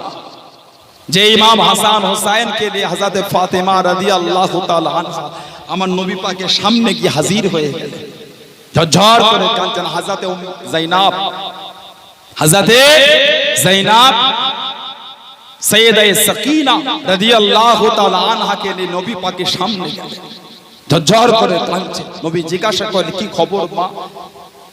আল্লাহর রাসূলকে বললেন, আব্বা জান, আমি ফাতেমা আপনার কাছে এসেছি বিচার দিতে। আপনার জামাই হযরত আলী রাদিয়াল্লাহু তাআলা আনহু, উনি নাকি দ্বিতীয় বিয়ে করবেন। হযরত আলী দ্বিতীয় বিয়ে করবেন। আমি আমার হাসান হুসাইনকে আপনার কাছে চলে এসেছি। যে ফাতেমাকে নবী এত ভালোবাসতেন, নবী বলেছেন, আল ফাতেমাতু বিদআতুম মিন্নি, ফাতেমা আমি নবী, আমার শরীরের অংশ হচ্ছে, আমি নবী আমার ফাতেমা। জোরে বলুন না সুবহানাল্লাহ। আল্লাহর রাসূল বলেছেন, আল ফাতেমাতু মিন্নি, ফাতেমা আমি নবী আমার থেকে। গোটা পৃথিবীর নিয়ম হলো বাপের নাসাল চলে ছেলের থেকে, কেবলমাত্র শুধুমাত্র একমাত্র হযরতে ফাতেমার জন্য আল্লাহ খাস করেছে নবীর নাসাল আল্লাহ মেয়ে হযরতে ফাতেমার থেকে আল্লাহ চালিয়েছেন। জোরে বলেন সুবহানাল্লাহ। হযরতে আলী রাদিয়াল্লাহু তাআলা আনহার আরো যে অন্য বিয়ে ছিল, তানাদের যে আওলাদগুলো ছিলেন তানারা কিন্তু আহলে রাসূল না, আওলাদে রাসূল নয়। কেবলমাত্র ফাতিমাতুজ জোহরার নাসাল থেকে যে আওলাদ এসেছে তানারাই কেবলমাত্র আওলাদে রাসূল। হযরতে আলী আরো বিয়ে ছিল, তানার আওলাদ কিন্তু আওলাদে রাসূল নয়। ফাতিমাতুজ জোহরার আওলাদ খালি আওলাদে রাসূল। কেন? আল্লাহর রাসূল বলেছেন ফাতিমাতু মিন্নি, ফাতেমা আমি নবী আমার থেকে হচ্ছে আমার ফাতেমা। জোরে বলেন সুবহানাল্লাহ। যে ফাতেমাকে নবী এত ভালোবাসতেন, আল্লাহ রাসূলের কাছে গেলেন, আব্বা জান কি খবর মা? আব্বা আমার মনটা চায় আমি সব সময় আপনাকে দেখি। বলুন না সুবহানাল্লাহ। আম্মা আয়েশা সিদ্দিকা রাদিয়াল্লাহু তাআলা আনহা বলেছেন গোটা পৃথিবীর মধ্যে আল্লাহর রাসূলের কাছে ফাতিমাতুজ জোহরার থেকে প্রিয় আর কেউ ছিল না। আল্লাহর নবী সবথেকে যাকে বেশি ভালোবাসতেন তিনি হলেন হযরতে ফাতিমা। বলুন না সুবহানাল্লাহ। হযরতে ফাতিমাতুজ জোহরা গেল, আব্বা জান মনটা চায় সব সময় আপনার চেহারাটা দেখি, কিন্তু সুযোগ হয় না, বাড়িটা অনেক দূরে। আব্বা মনটা কাঁদে, আপনার কাছে আমার থাকতে মন চায়। আব্বা একটু বলেন না আপনার যে মুহাব্বতের সাহাবী হযরতে হারেসা বিন নোমান আনসারী, ওনার বাড়িটা আপনার বাড়ির সাথে। আব্বা একটু ওনাকে বলেন না ওই ঘরটা যেন আমাকে দিয়ে দেয় আর আমার দূরেরটা যেন উনি নিয়ে নেয়। আল্লাহ নবী কিছুক্ষণ চুপ করে শুনে, কিছুক্ষণ পর আল্লাহ রাসূল বলে ফাতেমা আমি নবী বলতে পারবো না, কষ্ট নিও না মা। আমি নবী যখন হিজরা শরীফ করে এসেছি তোমার মায়েদের ঘরগুলো সব দূরে দূরে ছিল, আমি নবী যেতাম কষ্ট হতো। হারেসা লাব্বাইকা রাসূলুল্লাহ, তোমার ওই মায়ের ঘরটা দূরে, আমি নবী যেতে কষ্ট হয়। পাল্টে দিয়েছে, আবার বলেছে, আবার পাল্টেছে। এই বারবার বলে তোমার মায়ের ঘরগুলো সব আমি নবী আমার কাছে করেছি। এবার যে তোমার জন্য বলবো আর বলতে পারছি না, একটু লজ্জা লাগে। ফাতেমা কষ্ট নিও না মা, আমি নবী বলতে পারবো না। এই যে নবী বললেন পারবো না, মদিনা শরীফের মেয়েরা সব মা আয়েশার ঘরে বসে থাকে। আল্লাহ রাসূল বলেছেন দিনের 3 ভাগের 1 ভাগ ইলম আল্লাহ আমার আয়েশাকে দিয়েছে। জোরে বলেন, আর জোরে বলা যাবে না। জানাত তাহারা জানাত পবিত্রতা বর্ণনার জন্য আল্লাহ কুরআন শরীফ নাজিল করে জানিয়ে দিয়েছে মা আয়েশা হচ্ছে পাক। জোরে বলেন, আর জোরে বলা যাবে না। আল্লাহ রাসূলের সাথে কোন এক সফরে ছিলেন মা আয়েশা রাদিয়াল্লাহু তাআলা আনহা। সফর থেকে ফিরছেন, কাজায়ে হাজাতের জন্য কাফেলা দাঁড় করিয়ে দেওয়া হলো, মায়ের হাওদাটা নামানো হলো। মা এই হাওদার মধ্যে থেকে বার হয়ে কাজায়ে হাজাত সারার জন্য একটু আড়ালে চলে গেলেন। কাজায়ে হাজাত ফিরে হাওদার মধ্যে প্রবেশ করে মায়ের গলায় একটা হাড় ছিল, হাড়টা খুঁজে পাচ্ছিলেন না। মা মনে করলেন যেখানে গিয়েছিলাম হয়তো ওখানেই পড়েছে। মা নেবে আবার চলে গেলেন খুঁজতে। এই দেরি হলো, কাফেলা রেডি, মায়ের হাওদা চারদিক দিয়ে 4 জন কোণ ধরে তুলেছে। মা এত হালকা ছিলেন, এই 4 জন জিজ্ঞাসা করবেন মা আছেন, এই জিজ্ঞাসাটা বেয়াদবি মনে করে জিজ্ঞাসা করেন। ওই খালি হাওদা নিয়ে মদিনা শরীফে চলেছে। মা খুঁজে খুঁজে না পেয়ে যেখানে হাওদা চলে এসে দেখছে ময়দান ফাঁকা। মা এসে দেখছে হাতটা ওখানে পড়ে আছে। মা হাতটা নিয়ে চাদর জড়িয়ে শুয়ে পড়লেন। এই চিন্তায় মদিনা শরীফে গিয়ে রাসূল যখন দেখবেন আমি নেই, আল্লাহ রাসূল আমাকে খুঁজতে পাঠাবে। চাদর জড়িয়ে শুলেন। নিয়ম ছিল 2-3 কিলোমিটারের পিছনে একজন আসতো, যেগুলো পড়ে থাকতো কুড়িয়ে কুড়িয়ে। সেদিন দায়িত্ব ছিল হযরতে সাফওয়ান, একজন যুবক সাহাবী হযরতে সাফওয়ান রাদিয়াল্লাহু তাআলা। উনি দূর থেকে দেখেই বুঝতে পেরেছেন মা। সুবহানাল্লাহ সুবহানাল্লাহ সুবহানাল্লাহ সুবহানাল্লাহ। মা উঠে পড়েছে। মাকে ঘোড়ার পিঠে তুলে উনি হাওদার এই লাগাম, ঘোড়ার লাগাম ধরে টুকটুক করে মদিনা শরীফে ঢুকছে। মুনাফিকগুলো লটিয়ে দিল। হযরতে আয়েশা ওই হযরতে সাফওয়ানের সাথে জঙ্গলে একা একা কি করছিল? নাউজুবিল্লাহ বলবেন না, আস্তাগফিরুল্লাহ বলবেন না। আল্লাহর নবীও কাঁদছেন, মাও কাঁদছেন। আল্লাহ রাসূল খবর পাঠালে আয়েশা রাদিয়াল্লাহু তাআলা আনহা, তোমার দ্বারা যদি কিছু হয়েই থাকে তওবা করে নাও, আমি নবী আমার কষ্ট নিয়ে মাফ করে দেব। মা আয়েশা বলছে হুজুর তওবা আমি করব না। হুজুর অন্যায় যখন আমি করিনি তওবা করব না, তওবা যদি করি কিয়ামত পর্যন্ত আমার নামের সাথে লেগে থাকবে। হযরত আয়েশা অন্যায় জিনা করেছিল বলেই তওবা করেছে। তওবা করতে আমার অসুবিধা নেই হুজুর, কিন্তু এই জন্য আমি তওবা করব না। হুকুম যদি আল্লাহর তরফ থেকে আসে তওবা করব না। নবীও কাঁদছেন, মাও কাঁদছেন। এই লটিয়ে ছিল মুনাফিকদের সরদার আব্দুল্লাহ ইবনে উবাই ইবনে সুলুল। মাথায় পাগড়ি পরতো 21 হাত লম্বা, পাগড়ি 21 হাত লম্বা। মদিনার নববী শরীফের পিছনে বসে থাকতো, নবীর পিছনে নামাজ পড়তো। সারা জীবন নামাজ পড়েছে, একটা দিনের জন্য ওযু করে না। কীর্তি দেখেছেন? নাউজুবিল্লাহ বলে সারা জীবন আল্লাহর রাসূলের পিছনে নামাজ পড়েছে, একটা দিনের জন্য ওযু করে না। এবার আমাকে বলে আমাদের সমাজে বিনা ওযুর মুসল্লি আছে? কথা বলে না, একটু হ্যাঁ হো দেন। আমার আলোচনা রাগ করছেন, কষ্ট লাগে? আমাদের সমাজে বিনা ওযুর মুসল্লি আছে। কটা নেবেন আপনি? শুক্রবার কবে? গত 3 দিন আগে গেল, পরশুদিন আবার আসছে শুক্রবার, আজকে রবিবার, তো শুক্রবারে দেখবেন কটা উযু আর কটা বিনা উযু। আপনার সামনে উযু করবে কিন্তু উযু হবে না।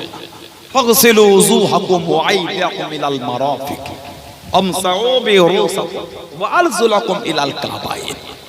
ফাগসিলু উযুহাকুম, এই মুখটাকে ধোয়া। একবার ধোয়া ফরজ, 3 বার ধোয়া সুন্নাত। একবার ধোয়া ফরজ, 3 বার ধোয়া সুন্নাত। এই যেখান থেকে মাথার চুল শুরু হচ্ছে ওখান থেকে দাঁড়িয়ে এই থুতনি আর এই কানের পাশ থেকে এই অংশটাকে, ভেতরের অংশটা পুরো একবার ধোয়া ফরজ। একটা চুল পরিমাণ শুকনো থাকলে উযু হবে না। দাঁড়িয়ে আছে, দাঁড়িয়ে মুখে পানি দিয়ে দাঁড়িগুলো গুলাগুলো খেলাল করতে হবে। ফাগসিলু উযুহাকুম ফরজ একবার, 3 বার সুন্নাত। ওয়া আইদিয়াকুম ইলাল মারাফিক, আর এই কোনুই পর্যন্ত, এই আঙুলের মাথা থেকে নিয়ে কোনুই, এই অংশটাকে একবার ধোয়া ফরজ, 3 বার ধোয়া সুন্নাত। আমাদের সমাজে কিছু কিছু উযু করে দেখবেন এই হাতের এই চেটো বা কোনুয়ের কাজটা শুকনো রয়ে যায়। এটা হ্যাঁ হতে উযু হয়েছে, ওই অবস্থায় নামাজ পড়লে মানুষটা বেঈমান হয়ে যায়। বিনা উযুতে নামাজ পড়লে ঈমান থাকে না। বিনা উযুতে নামাজ পড়লে ঈমান থাকে না। কিছু কিছু মানুষ মুখ ধোয় দেখবে এই কানের এইখানটা শুকনো রয়ে যায়। ঠিক বলছি না ভুল বলছি? উযু হলো বলে মনে হয়। ওয়ামসাউ বিরুসাকুম, মাথাটাকে মুসা করা। ওয়া আরজুলাকুম ইলাল কাবাইন, কাবা মানে কি? কথা বলে না, কাবা মানে কি? আমরা বলি কাবা শরীফ, কাবা মানে কি? এটা হ্যাঁ দেন যে কাবা মানে, যে একটু রেসপন্স দেন। কাবা মানে কিবলা, কিবলা মানে কি? কাবা মানে টিলা, টিলা উঁচু বা চাদর দিয়ে ঢাকা। কাবা মানে টিলা উঁচু বা চাদর দিয়ে ঢাকা। ওটা উঁচু, সমতল ভূমিতে উঁচু, ওই জন্য নাম হলো কাবা। কিবলা মানে দিক, কিবলা মানে দিক। আমরা বলি না দাদা হুজুর পীর কিবলা, তার মানে কি? তার মানে কি? উনি আমাদের রুহানিয়াতের দিক। মুরিদের কিবলা হলো পীর, ইবাদতের কিবলা হলো মসজিদুল হারাম, আর মুনাজাতের কিবলা হলো আল্লাহর আরশ। সুবহানাল্লাহ বলবেন না? ওজন্য দোয়ার সময় নিয়ম হলো চোখ দুটোকে হাতের এই পেটে রাখতে হয়, আর হাত দুটোকে এই করে এই সিনা বরাবর উঁচু করতে হয়। আমরা অনেকে এইভাবে করি, হবে না আমি বলবো না, কিন্তু উত্তম তরিকা হলো হাত দুটোকে এইভাবে মুড়ে সিনা বরাবর রেখে এই হাতের পেটটা থাকবে আল্লাহর আরশের দিকে। মুনাজাতের কিবলা হলো আল্লাহর আরশ, মুরিদের কিবলা হলো পীর, ইবাদতের কিবলা হলো কাবা, মসজিদুল হারাম। বলুন না সুবহানাল্লাহ। কাবা মানে টিলা উঁচু, এই পায়ের যে উঁচু উঁচু দুটো গাঁট আছে, ও আরজুলাকুম ইলাল কাবাইন, এই উঁচু উঁচু পর্যন্ত একবার দোয়া ফরজ, 3 বার দোয়া সুন্নাত। আমাদের সমাজে উযু করে দেখবে পায়ের গোড়ালিগুলো শুকনো রয়ে যায়। কথা ঠিক বলছি না ভুল বলছি? নামাজ হবে, ওই অবস্থায় নামাজ পড়লে মানুষটার ঈমান চলে যাবে। আল্লাহ আমাদের সকলকে সঠিকভাবে উযু করার তৌফিক দেয়। বলুন আমিন। জোরে বলেন আল্লাহুম্মা। আল্লাহ নবী নববী শরীফে দাঁড়িয়ে গেলেন। ও যুবকেরা, আল্লাহ নবী ইমামতি জায়গা দাঁড়িয়ে গেলেন, আল্লাহ রাসূল সাহাবারা কাতারে কাতারে দাঁড়িয়ে গেলেন। আল্লাহ নবী হলেন ইমাম, ওই নামাজ হলো আল্লাহ পাকের দরবারে কবুলিয়াত নামাজ। ও যুবকেরা, আল্লাহ নবী জানিয়ে দিয়েছেন যে ব্যক্তি মদিনার মসজিদে নববী শরীফে 40 ওয়াক্ত নামাজ জামাতের সাথে আদায় করবে, আল্লাহ নবী বলে দিলেন আমি নবী ওই মানুষটাকে কাল কিয়ামতের ময়দানে, কাল হাসরের ময়দানে আমি রাসূলুল্লাহ তাকে সাথে সাথে করে আল্লাহ পাকের দয়ার জান্নাতে যাব। তুমি বলুন সুবহান। ও যুবকেরা, আল্লাহ নবী জানিয়েছেন যে ব্যক্তি মদিনার মসজিদে নববী শরীফে 1 রাকাত নামাজ পড়বে, ওই ব্যক্তির নামায় আমাল আল্লাহ পাক 50,000 রাকাত নামাজের সওয়াব খানা লিখে দেবেন। আল্লাহ নবী হলেন ইমাম, সাহাবারা হলেন মুক্তাদি, আল্লাহ নবী ইমামতি খানা করেন। ও যুবকেরা, পিছনে কাতার থেকে খিলখিল করে কাজে, খিলখিল করে কাজে আল্লাহ নবী নামাজ খানা শেষ করলেন। আল্লাহ নবী জামাত খানা শেষ করে সাহাবাদের দিকে ঘুরে গেলেন। সাহাবাদের দিকে ঘুরে গিয়ে আল্লাহ নবী জানিয়ে দিয়ে, ও বাবা সাহাবা, তোমরা কি জানো না বাবা, কে কে হেসেছো বাবা, কারা কারা হেসেছো বাবা, আমি নবী সব জানি, আমি নবী সব দেখেছি বাবা। তোমরা কি জানো না বাবা, আমি রাসূলুল্লাহ যেমন সামনের দিকে দেখি, আমি নবী তেমন পিছনের দিকেও দেখি। জোরে বলুন সুবহান। আর একটু জোরে বলুন সুবহান। কে কে নামাজ পড়তে পড়তে হেসেছে সব আমি দেখেছি, যেমন সামনেও দেখি তেমন পিছনেও দেখি।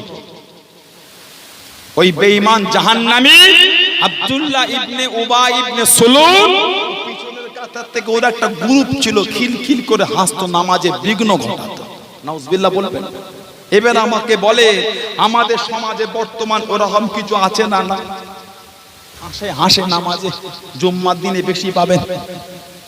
একটু হ্যাঁ বাচ্চাগুলো, এই বাচ্চাগুলি না এরা কেন ধেরে গুলো ধেরে 20 বছর, 18 বছর, 15 বছর, 22 বছর, 25 বছর, 30 বছর হাসে না, নামাজের নিয়ত বেঁধে কনুই দিয়ে ঠেলে।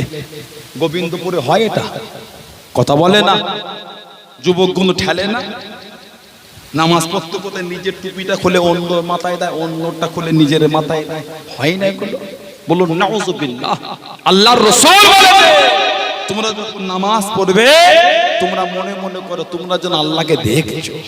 যদি বলে, আর যদি বলা যাবে না, আল্লাহকে যদি দেখতে না পাও এটা মনে রেখো আল্লাহ তোমাকে দেখছে। সুবহানাল্লাহ বলে।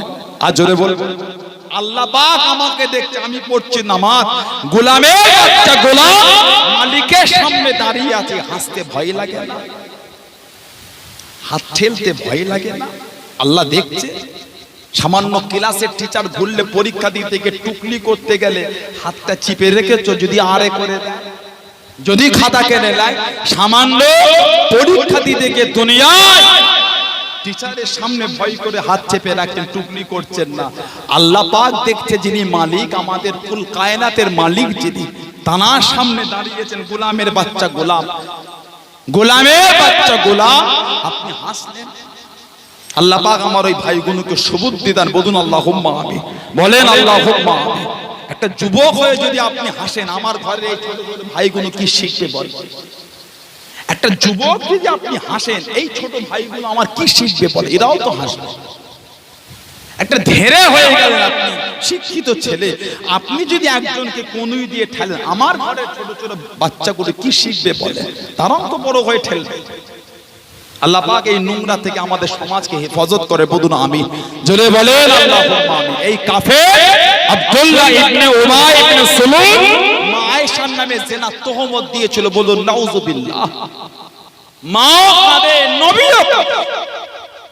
আল্লাহ পাক পবিত্রতা বর্ণনা করে কোরআন নাজিল করে দিলেন, জোরে বলেন, আর জোরে বলা যাবে না। সেই মা আয়েশাকে নবী বলেছে দিনের 3 ভাগের 1 ভাগ আল্লাহ আমার আয়েশাকে দিয়েছে, জোরে বলে। সেই মা আয়েশার ঘরে মদিনা শরীফের মেয়েরা বসে, নবী পাক বললেন আমি পারবো না, লজ্জা লাগে। শুনে ফেলে হযরতে আল্লাহ রাসূলের সাহাবী হারেসা বিন নোমান আনসারী বিবিকে গিয়ে বললেন, আপনার স্বামীর ঘর নবীর কাছে ফাতিমাতুজ জোহরা চেয়েছে, নবী লজ্জায় না বলে দিয়েছে। হযরতে হারেসা রাদিয়াল্লাহু তাআলা আনহুর বিবি হযরতে হারেসাকে বলে, আপনার ঘরটা নবীর কাছে ফাতিমাতুজ জোহরা চেয়েছে, নবী লজ্জায় আপনাকে বলতে পারবে না বলে না বলে দিয়েছে। হযরতে হারেসা আল্লাহ নবীর কাছে গেলেন, ও যুবকেরা, ও আমার বলো তুই বাপ জানেন নবী মানা কাকে বলে, নবীর প্রেম কাকে বলে, নবীর ভালোবাসা কাকে বলে। আল্লাহ রাসূলের সাহাবী হযরতে হারেসা রাদিয়াল্লাহু তাআলা আনহু আল্লাহ রাসূলের কাছে গেলেন, আসসালামু আলাইকুম ইয়া রাসূলুল্লাহ হাবিবাল্লাহ। আল্লাহ নবী সালামে জবাব কানা দিলেন, আল্লাহ নবী উত্তর কানা দিলেন, ইয়া রাসূলুল্লাহ হাবিবাল্লাহ, ইয়া রাসূলুল্লাহ হাবিবাল্লাহ। আল্লাহ পাকের নবী হুজুর বিয়াদি মাফ করুন, গুস্তাখিটা ক্ষমা করুন। হযরতে ফাতেমা কি বলেছেন, হযরতে ফাতেমা কি চেয়েছেন, হযরতে ফাতেমা কি বলেছেন আল্লাহ নবী জানিয়ে দিলেন। আল্লাহ নবী বলে দিলেন, ও বাবা হারেসা, আমি নবী লজ্জায় তোমায় বলিলাম, আমি নবী বলতে পারবো না। ও বাবা হারেসা, আমি নবী হিজরত করার পরে তোমাকে বলেছি বাবা, বাড়িগুলোকে পাল্টে দিয়েছো, ঘরগুলোকে বদলে দিয়েছো। ও বাবা হারেসা, আমি নবী আর বলতে পারবো না, আমি নবী আমাকে লজ্জা লাগে, আমি নবী আমাকে শরম লাগে, ওই জন্য না বলে দিয়েছি, ওই জন্য মানা করে দিয়েছি। ও যুবক, আল্লাহ রাসূলের সাহাবী হযরত হারেসা বিন নোমান আনসারী রাদিয়াল্লাহু তাআলা আনহু আল্লাহ নবীকে জানিয়ে দেন, আল্লাহ নবীকে বলে দেন, ইয়া রাসূলুল্লাহ হাবিবাল্লাহ, ইয়া রাসূলুল্লাহ হাবিবাল্লাহ, হুজুর বিয়াদি মাফ করুন, গুস্তাখিটা ক্ষমা করুন। আল্লাহ পাকের নবী, ইন্নামা আনা ওয়া মালিকি, ইন্নামা আনা ওয়া মালিকি লিল্লাহি ওয়া লিররাসূলিহি, ইয়া রাসূলুল্লাহ হাবিবাল্লাহ, ইন্নামা আনা, নিশ্চয়ই আমি, ওয়া মালিকি, আমার এই মাল সম্পদ, লিল্লাহি ওয়া লিররাসূলিহি, লিল্লাহি আল্লাহর জন্য, ওয়া লিররাসূলিহি তার রাসূলের জন্য। ইয়া রাসূলুল্লাহ হাবিবাল্লাহ, ইয়া রাসূলুল্লাহ হাবিবাল্লাহ, হযরত ফাতেমাকে বলে দিন, হযরত ফাতেমাকে জানিয়ে দিন আমি হারেসা আমার বাড়িখানা হযরত ফাতেমাকে দিয়ে দিন। জোরে বলুন সুবহান, আর একটু জোরে বলুন সুবহান। ও যুবক, আল্লাহ নবী নববী শরীফে বসে আছেন, আল্লাহ নবী সাহাবাদের নিয়ে ওয়াজ করেন, আল্লাহ নবী সাহাবাদের নিয়ে বয়ান করেন। হযরত হারেসা টুক টুক টুক টুক করে চলে যায়, আল্লাহ নবী মানা করেন, আল্লাহ নবী তালাবাদ কথা বলেন। কিছুক্ষণ পরে নবী ডেকে নিয়ে আল্লাহ নবী ঘেঁষে ঘেঁষে জানিয়ে দেন, ও বাবা হারেসা, আল্লাহ পাক তোমার উপর খুশি হয়ে গিয়েছে, আল্লাহ পাক রাজি হয়ে গিয়েছে। আমি নবী গতকাল স্বপ্নের মধ্যে দেখতে পেলাম, আমি নবী খবরের মধ্যে দেখতে পেলাম, আমি নবী জানো আল্লাহ পাকের জান্নাতের মধ্যে ঘুরি, আল্লাহ পাকের বেহেশতের মধ্যে ঘুরি। ও বাবা হারেসা, আল্লাহ পাকের জান্নাতে কত সুন্দর গলাতে, কত মধুর গলাতে আল্লাহ পাকের কোরআন শরীফ তেলাওয়াত করা হতে লেগেছে। আমি নবী আমার কানে আসে, আমি নবী আমার কানে আসে। ও বাবা হারেসা, আমি নবী জিজ্ঞাসা করলাম, আল্লাহ পাকে জান্নাতে এত সুন্দর তিলাওয়াত কার গলা, আমি নবী কার গলায় কোরআন শরীফ শুনি। ও বাবা হারেসা, আমি নবী জানিয়ে দিয়া হলো, ইয়া রাসূলুল্লাহ হাবিবাল্লাহ, ইয়া রাসূলুল্লাহ হাবিবাল্লাহ। আল্লাহ পাকের নবী, এটা অন্য কারো গলা নয়, এটা অন্য কারো তিলাওয়াত নয়, এই গলাটা হলো আপনার সাহাবী হযরত হারেসা বিন নোমান আনসারী গলা। জোরে বলুন সুবহান, আর একটু জোরে বলুন সুবহান। হারেসা, আমি নবী জান্নাতে গিয়ে গতকাল রাতে তোমার গলায় কোরআন শরীফ তেলাওয়াত আমি নবী জান্নাতে গিয়েও শুনেছি। আর জোরে বলা যাবে না? নবীর মেয়েকে ঘর দিয়েছিলেন, ঘর। সেই ইমাম হাসান, সেই ইমাম হুসাইন রাদিয়াল্লাহু তাআলা, হযরত ইমামে হাসান রাদিয়াল্লাহু তাআলা আনহুকে বিষ পান করিয়ে শহীদ করে দিল। ইন্না লিল্লাহি ওয়া ইন্না ইলাইহি রাজিউন। মোট 3 বার বিষ পান করিয়েছে, 2 বার বিষ পান করিয়েছে।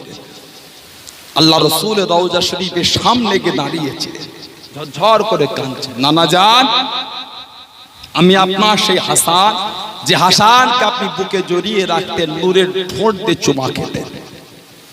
না জানি আমাকে কি কি পান করিয়েছে, গোটা শরীরটা আমার জ্বলছে না রাজা, আমার জন্য দোয়া চান। আল্লাহ পাকের হুকুম, নবী পাকের দোয়ার বরকতের ওসিলা ইমামে হাসান রাদিয়াল্লাহু তাআলা আনহুকে আল্লাহ পাক সুস্থ করে দিলেন। জোরে বলুন সুবহানাল্লাহ। 3 বারের মাথায় শহীদ হয়ে গেলেন। ইন্না লিল্লাহি ওয়া ইন্না ইলাইহি রাজিউন। হযরত ইমামে হুসাইন রাদিয়াল্লাহু তাআলা 61 হিজরি কারবালার মরু ময়দানে 72 জন কাফেলা, কোন বর্ণনা 82 জন কাফেলা, 61 হিজরি হযরত ইমামে হুসাইন রাদিয়াল্লাহু তাআলা আনহু কারবালার মরু ময়দানে শহীদ করেছিল। ইন্না লিল্লাহি ওয়া ইন্না ইলাইহি রাজিউন। আজও হুজুরের শির মুবারকটা আছে মিশর, ইজিপ্ট, মিশরের কায়রো শহরে হুসাইনিয়া মসজিদ। ইমামে হুসাইন রাদিয়াল্লাহু তাআলা আনহু হুজুরের শির মুবারকটা সেখানে দাফন করা হয়েছে। প্রথমে দাফন করা হয়েছিল দামেস্ক। সুলাইমান বিন আব্দুল মালিক রাতের অন্ধকারে দামেস্কের গোডাউন 3 দিন থাকার পর বার করে বন্ধুদের নিয়ে হুজুরের শির মুবারকটা সুন্দর করে ধুয়ে দিবাজ কাপড়, মোটা দামি সুন্দর কাপড় দিয়ে জড়িয়ে বন্ধুদের নিয়ে জানাজা পড়িয়ে দাফন করে দিয়েছে। সেই রাত্রিরে আল্লাহ রাসূলের সঙ্গে দিদার নসিব হয়ে গিয়েছিল।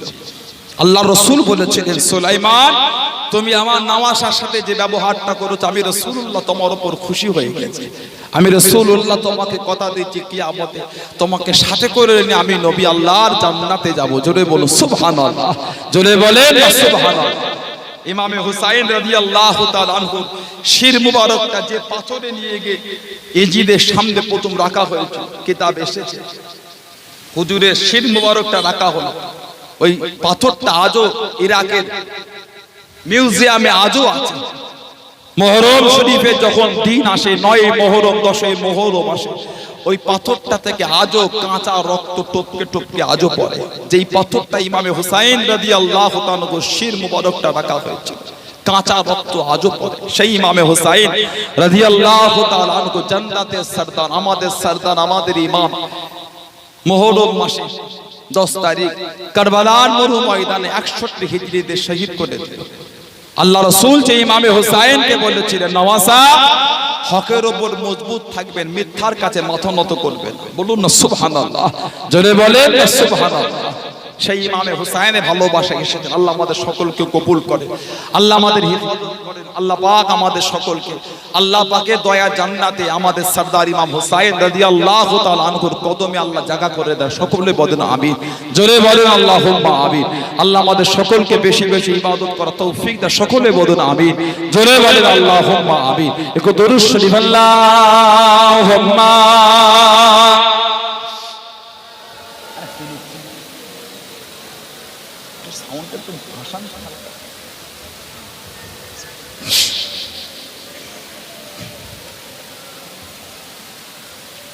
আল্লাহুম্মা সাল্লি আলা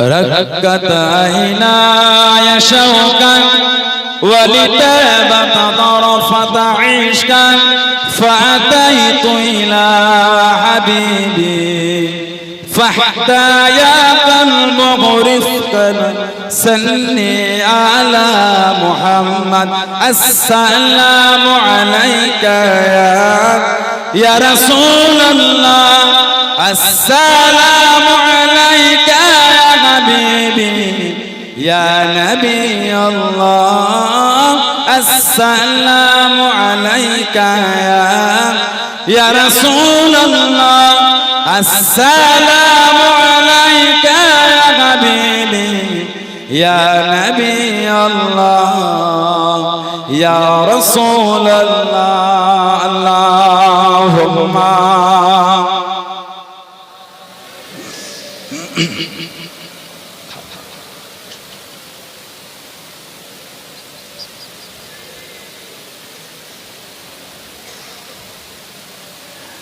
قلب بالحق تعلق وبغار حراء تعلق يبقي أسأل خالقه فأتاه الوحي فأشرق اقرأ اقرأ يا محمد السلام عليك يا رسول الله السلام عليك يا حبيبي يا نبي الله السلام عليك يا رسول الله السلام عليك يا حبيبي يا نبي الله يا رسول الله يا طيبة جئتك صفا لرسول الله محبا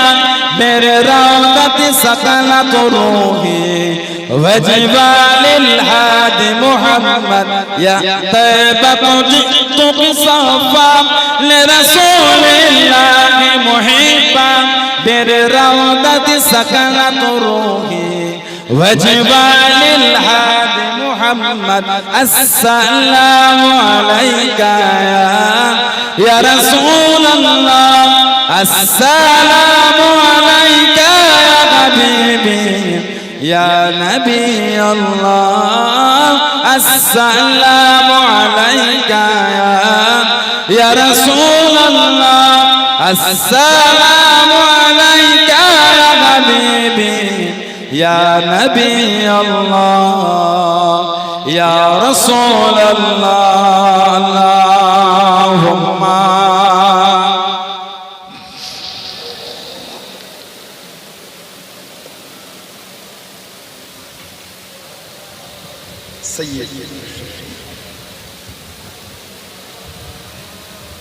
আমার ভাইয়েরা, বাচ্চারা, ছেলেরা, যুবকেরা, মুরব্বীরা, মায়েরা, বোনেরা, মেয়েরা, মহিলারা ভালো হন, পরিবর্তন হন, শরীয়তের মধ্যে আসেন, মনটাকে ভালো করেন, মনটাকে পরিবর্তন করেন, ওয়াহিয়াতি নোংরা থেকে ফিরে আসেন। কবরে যাবেন, কবরে যাব, মরে যাবেন, মরে যাব, কিয়ামতে উঠবেন, কিয়ামতে উঠব। আল্লাহর সামনে কি মুখ দেখাবো, আল্লাহর সামনে কি মুখ দেখাবো, একবার কি আমাদের মনটা কাঁদে না? আল্লাহর সামনে কোন মুখলে উঠে দাঁড়াবো বলে? করোনা করোনা করোনা করে চতুর্দিকে একটা কি অবস্থা তৈরি হয়েছে, গোটা পৃথিবী জুড়ে। আবার বলে নাকি তৃতীয় ঢেউ আসছে, কত ঢেউ আসবে আল্লাহ ভালো জানে। আবার বলে তৃতীয় ঢেউ, আবার নতুন করে বাচ্চাগুলো সব জ্বর হচ্ছে। ভয় খাবেন না, কিসের ভয়? জ্বর হলে মরে যাবে, কে শিখিয়েছে? ও কি আল্লাহর উপর তাওয়াক্কুল কোথায়? ঈমান কত কমজোর! বাচ্চা জ্বর হয়েছে, দিনে ওকে 10 বার সূরা ফাতিহা পড়ে ফু দেন। আপনি বাপ, আপনি মা, কি ফু দেবে? সারা দিন যদি তাস পেটো কি ফু দেবে তুমি? সারা দিন যদি মিথ্যা বলো, জবান থেকে কি সূরা ফাতিহা ফু দেবে? ইমাম আছে, হাফেজ আছে, ফু তো তানরা দেবে। আপনি বাপ, রাত দুটোই ছেলে জ্বর এসে গেল, ইমামের কাছে ছুটবে, আপনি ফু দেন। জবানটাকে নাপাকের মতন করলেন কেন? মদ খেয়ে, মদ খেয়ে জবানটাকে মিথ্যা বলে বলে নাপাক করলেন কেন? ভয় লাগে না? ভয় আসে না? চোখে দেখেন না ভিডিও, নেটে খবরগুলো দেখেন না? লাশ ছেলের হাতে দেয় না, মেয়ের হাতে দেয় না, আত্মীয়র হাতে দেয় না। ছেলের লাশ বাপের হাতে দেয় না, আত্মীয়দের হাতে দেয় না। যে বেডে যে চাদরে শুয়েছিল ওটা দিয়েই মুড়িয়ে, পলিথিন দিয়ে, চেন দিয়ে এঁটে ওই সূত্র নিয়ে গিয়ে ফেলে দিচ্ছে, পুড়িয়ে দিচ্ছে, গণ কবর একসাথে বড় করে গর্ত করে পুঁতে দিচ্ছে। কথা ঠিক বলছে না ভুল বলছি? তারপরও গুনাহ করবে, তারপরও বাজে আমাকে বলে।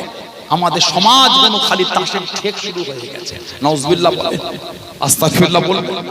কাজ নেই, লকডাউনে ঘরে বসে বসে পাড়ায় যেখানে 5 জায়গায় তাস খেলতে, এখন 25 জায়গায় শুরু হয়েছে।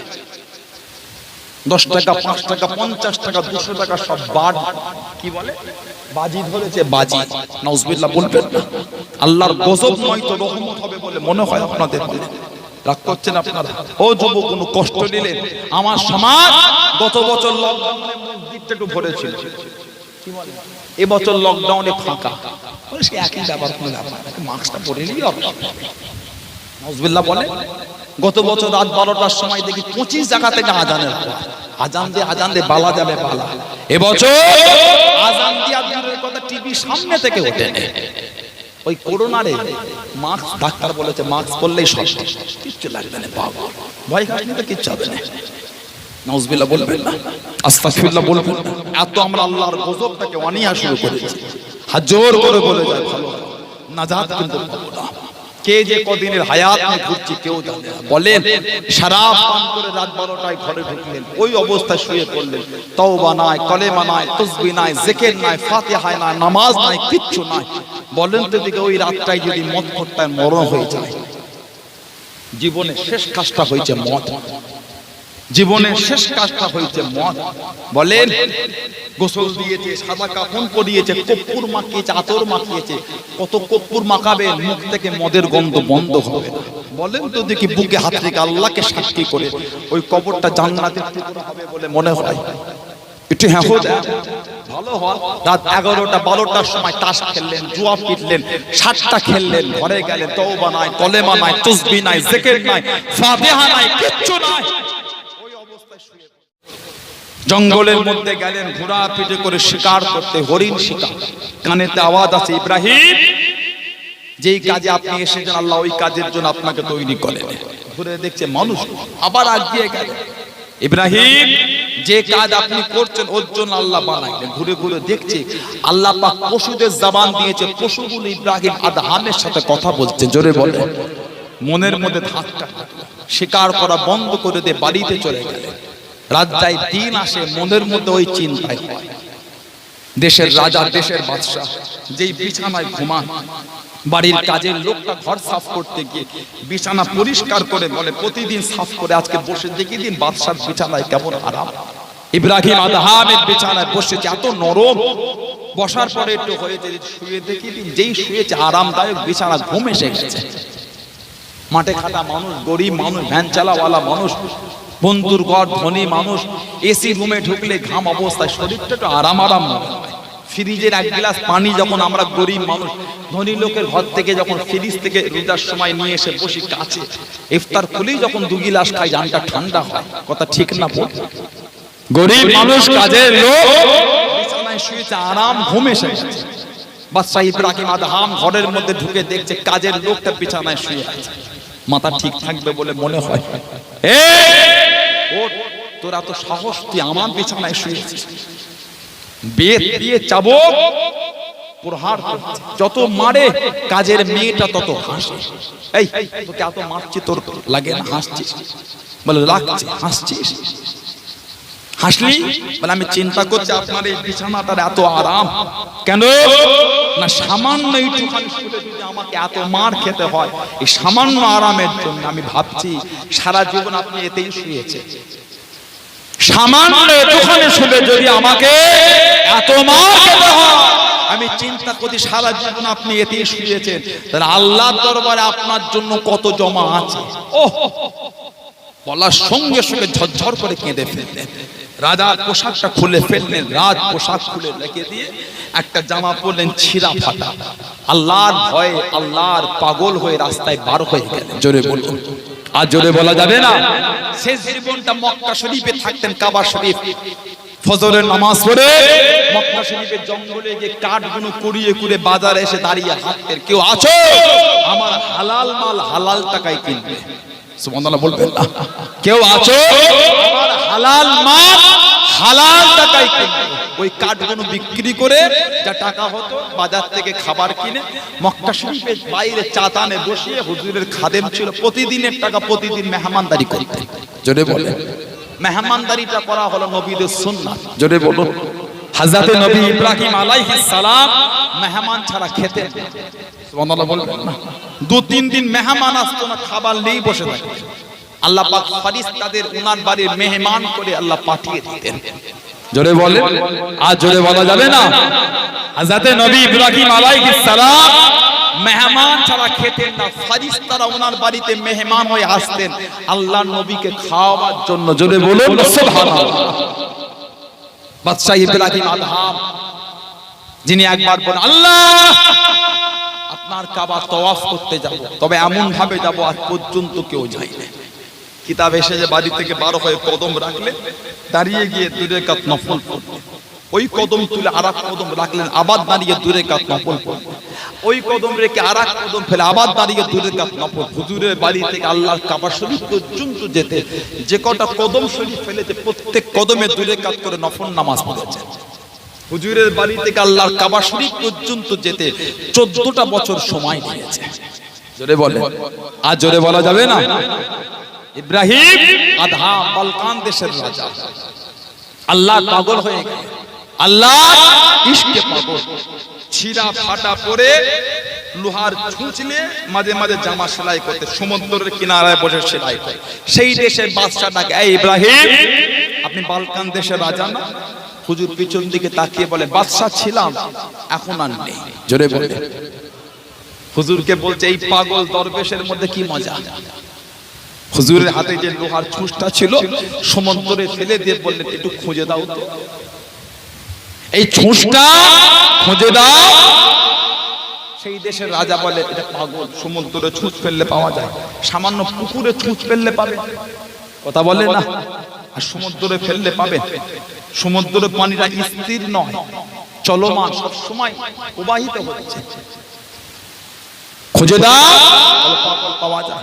আল্লাহ পাকের বলেন, ও যুবকেরা, হযরত বাদশা ইব্রাহিম আদম রহমাতুল্লাহ আলাইহি আল্লাহর ওলি কি বলেছেন, আল্লাহর ওলি কি জানিয়ে দিয়েছিলেন, ও সমুদ্র মাঝে আমি ইব্রাহিম আমার চোঁচখানা সমুদ্রের মধ্যে পড়ে গেল, তোমরা কি আমাকে কেউ খুঁজে দেবে, তোমরা কি আমাকে কেউ সাহায্য করবে, তোমরা কি আমাকে কেউ খুঁজে দেবে? ও যুবকেরা, আল্লাহ পাকের হুকুমে হাজার হাজার মাস প্রত্যেকের মুখে একটা করে সোনার ছুঁচ কানে মুখটাকে উঁচু করে রেখেছে। জোরে বলুন সুবহান, আর একটু জোরে বলুন সুবহান। আল্লাহর ওলি হযরত ইব্রাহিম আদহাম রহমাতুল্লাহ আলাইহি, হুজুর আমার নিচ্ছেন না, হুজুর আমার খোঁজে সোনার ছুঁচ আমি ফেলিনি, লোহার ছুঁচ আমি ফেলেছি, সোনার ছুঁচ তো আমার নয়, লোহারটা তো আমার। আল্লাহর ওলি হযরত ইব্রাহিম আদহাম রহমাতুল্লাহ আলাইহি খুঁজে খুঁজে খুঁজে খুঁজে হুজুরের নিজের লোহার ছুঁচটাকে নিলেন। জোরে বলুন সুবহান, আর একটু জোরে বলুন সুবহান। সোনার ছুঁচ হাজার হাজার মাছ সব ফিরিয়ে দিয়েছে, নিজের লোহারটা খুঁজে খুঁজে দিয়েছে। জোরে বলে, এবার আমাকে বলে এই অফার যদি আমাদের আসে একটাও ফেরত যাবে বলে মনে হয়, কথা বলে না? সামান্য রাস্তায় 5 টাকার কয়েন থাকলে ছেড়ে যায় না, ওটাই পুড়িয়ে পকেটে নাই, কিছু হোক না হোক শান্তিতে একটা হবে। নাউজুবিল্লাহ বলে, আস্তাগফিরুল্লাহ বলবেন, ওটা হলো হারাম, ওটা হলো হারাম। যারা পরিমাণ হারাম যদি আপনার শরীরে থাকে, কোন কোন বর্ণনা এসেছে 40 দিন পর্যন্ত ইবাদত আল্লাহর দরবারে আপনার কবুল হবে। 40 দিন পর্যন্ত ইবাদত আল্লাহর দরবারে কবুল হবে না। লা হাওলা ওয়ালা কুওয়াতা ইল্লা বিল্লাহ। খেলেন কি? আর যদি 100 টাকা হয়, কপালে হাত বুলোয়, কার মুখ দেখে সকাল হলো, কথা বলে না? নাউজুবিল্লাহ বলবেন না, আস্তাগফিরুল্লাহ বলবেন, ওটা হারাম না হালাল? জোরে ওই টাকাটা কি আপনার আপনার লোভ হলো কেন? 100 টাকা কেন, 1 লাখ কেন, 1 কোটি টাকাও যদি পড়ে থাকে ফিরেও দেখবেন, জানবেন কিছুটা হলো নবীকে ভালোবাসতে পেরেছে। 100 নয়, 1 লাখ নয়, 1 কোটিও যদি থাকে ফিরেও দেখবেন না, জানবেন কিছুটা হলো নবীকে ভালোবাসতে পেরেছে। নাই 2 নম্বর, ওটা তুলে কোনো সংরক্ষিত জায়গায় রেখে দেন, যার জিনিস সে নিয়ে যাবে। আল্লাহর ওলি হযরত ইমাম বুখারী রাহমাতুল্লাহ, মুহাম্মদ ইবনে ইসমাইল বুখারী, জানার কিতাব বুখারী শরীফ, কোরআন শরীফের পর আল্লাহ পাক যেই কিতাবটাকে ইজ্জত দিয়েছে, জোরে বলেন, আর জোরে বলা যাবে না? আজকে হুজুরের জীবনী সম্পর্কে একটু পড়ছিলাম, আল্লাহু আকবার। যিনি নবী পাকের 6 লক্ষ হাদিস শরীফকে জোগাড় করেছিলেন, সুবহানাল্লাহ বলবেন না?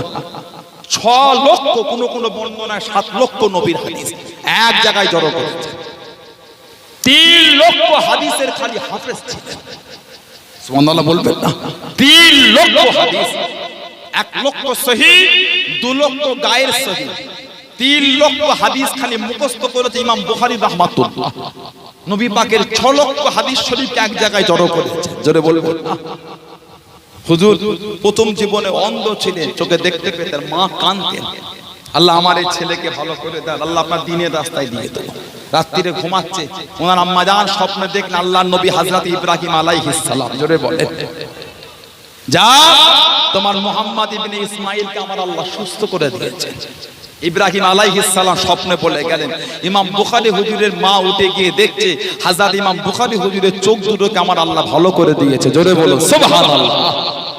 যে রাতে উনি ইন্তেকাল করলেন, ওনার একজন খাদেম খব দেখছেন আল্লাহর নবী সাহাবাদের নিয়ে দাঁড়িয়ে আছে। জিজ্ঞাসা করছেন, হুজুর বিআদবি মাফ চাই, হুজুর কাউকে সাথে নেবেন? নবী পাক হেসে হেসে বলে, আমার একটা খাস উম্মত আসছে, তাকে সাথে নেব। ওই খাস উম্মত ছিলেন ইমাম বুখারী রাহমাতুল্লাহ। জোরে বলেন, বলেন আলহামদুলিল্লাহ। মুহাম্মদ ইবনে ইসমাঈল বুখারী রাহমাতুল্লাহ। এত শান আল্লাহ দিয়েছে। গোটা পৃথিবীতে কোন বাদশা, কোন নেতা কারোর ছেলের বিয়েতে কোনোদিন শুনেছেন 4,500 গেট করেছে? জীবনে শুনেছেন আপনারা এটা? 4,500 গেট শুনেছেন? ইমাম বুখারী রাহমাতুল্লাহ যখন বুখারী শরীফ লিখে নিজের বাড়িতে গিয়েছিলেন, ওনার ইস্তেকবালের জন্য 4,500 খালি গেট করা হয়েছিল। জোরে বলবেন না? আর জোরে বলা যাবে না? 16টা বছর ধরে নবী পাকের রওজা শরীফের পাশে বসে বসে বুখারী শরীফের শেষ করলেন। আল্লাহর কাবা শরীফের চাতান থেকে শুরু করলেন, মাথাপে বসে। ওর যে বাপ উনি করেছেন, বাপ ইনদাল কুবুরুন নবী সাল্লাল্লাহু আলাইহি ওয়াসাল্লাম, নবী পাকের রওজা শরীফের পাশে বসে করেছেন। কিতাব এসেছে ওনার কোনো হাদিসে সন্দেহ হলে নবী পাকের রওজা শরীফের কাছে বসে রুহানি অবস্থায় আমার নবীকে জিজ্ঞাসা করে নিতেন। আজরে বলা যাবে না? আজরে বলা যাবে না?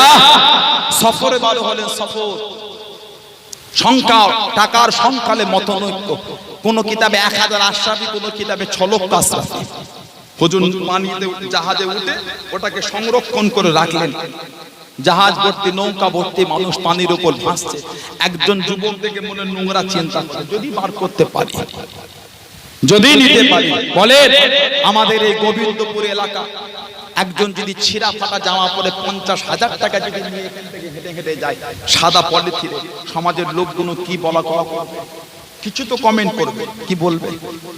কোথা পেলো রে, কুড়িয়ে নাকি রে, কারো ঝেড়ে নিয়ে যাচ্ছে নাকি, বলবে না? একজন যদি ভালো জামা কাপড় পরে দামি গাড়ি থেকে নেবে, যদি 50,000 নয়, 5 লক্ষ নয়, 5 কোটি টাকা নিয়ে যায়, এই বড় ব্যবসায়ী এলাকায় কিছু নাই, ইন্ডাস্ট্রি করবে, জমি দেখতে এসেছে, বলবে না? বলবে না? কিসের জন্য হলো? খালি পোশাকটার জন্য। ছিঁড়া ফাটা লোকে মন্তব্য করে কুড়িয়ে পেয়েছে কি চুরি করেছে। ওই লোকটাই যদি ঘুরে গিয়ে দামি গাড়ি থেকে ভালো জামা পরে নাবে, বলবে বড় ব্যবসায়ী, শিল্পপতি। মুজাদ্দিদুজ জামান হযরত দাদা পীর আবু বকর সিদ্দিক রাহমাতুল্লাহ, আমার আপনার পীর জামানার মুজাদ্দিদ, যখন উনি রেল লাইন রেলে করে যাচ্ছেন, মাটির রেল, সেই গোবরডাঙ্গা সেজো বাবু কি ফকির সাহেব, এই গাঁটলি গুটলি নিয়ে কোথা যাওয়া হবে? এটা ফার্স্ট ক্লাস, চালু ডাব্বা নয়, টিকিট আছে। দাদা হুজুরের বচকা বুচকি গাঁটলি খলিফা মুরিদ মুতাকিদিন সুফি মানুষ, দরবেশ আল্লাহওয়ালা মানুষ চুপ করে চুপটি মেরে, টিকিট আছে, টিকিট। হুজুর চুপ, আবার চিমটি কাটছে। ও ফকির সাহেব কোথা যাবে? গাঁটলি গুটলি নিয়ে ফার্স্ট ক্লাস, এসি ডাব্বা। হুজুর আপনার কষ্ট হচ্ছে কেন? আপনিও প্যাসেঞ্জার, আমিও প্যাসেঞ্জার, টিকিট চেক করার দায়িত্বটা আপনার না, টিটির।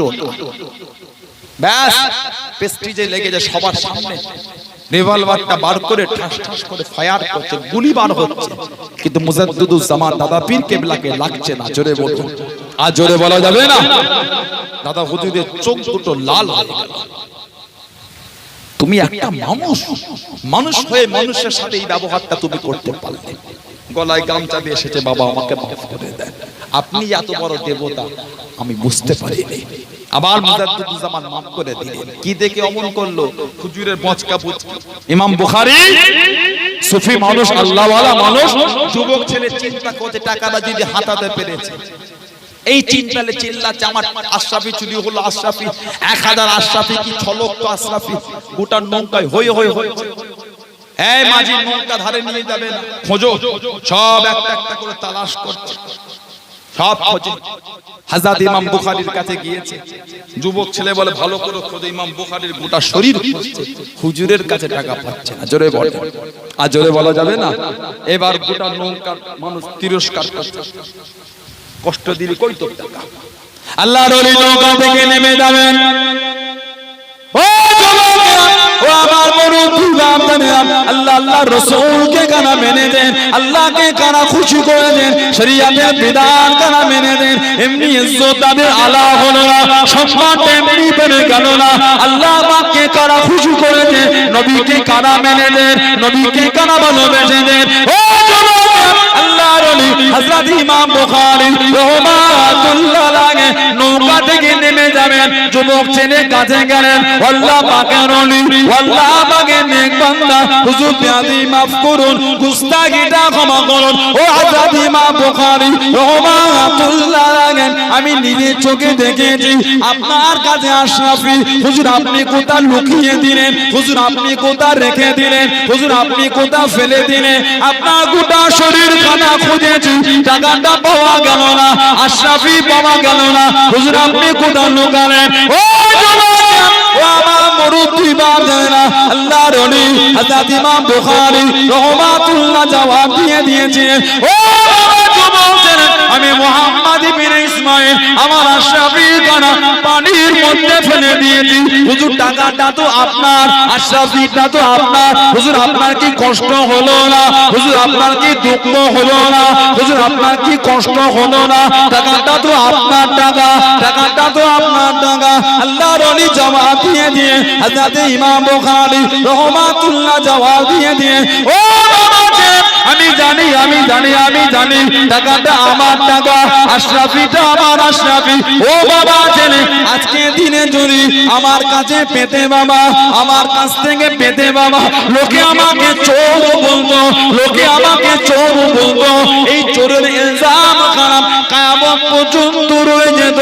ও বাবা ছেলে, আমি মুহাম্মদ ইবনে ইসমাঈল গোটা পৃথিবী জমিন ঘুরে ঘুরে আল্লাহ নবীর হাদিস গুলোকে জোগাড় করেছি, আল্লাহ নবীর হাদিস গুলোকে সংগ্রহ করেছি বাবা, এক জায়গায় রেখেছি বাবা।